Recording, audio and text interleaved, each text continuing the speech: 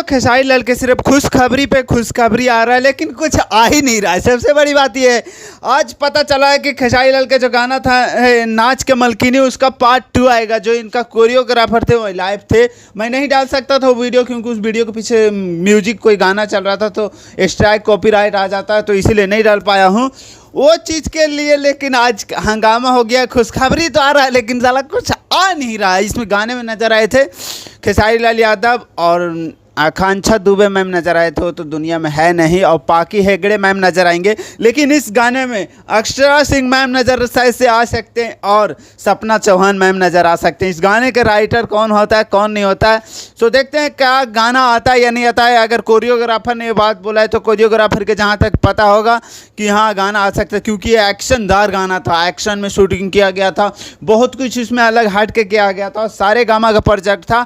तो क्या सारे गामा से आता है या नहीं, समझ में नहीं आ रहा यार, खाली खुशखबरी आ रहा है। आज सुबह पता चला था कि दूसरा गाना पार्ट 2 आ रहा है, उसका वीडियो बनाया हूं, आप लोग नहीं देखें तो लिंक डिस्क्रिप्शन में जाके देख सकते हैं। Love you, bye.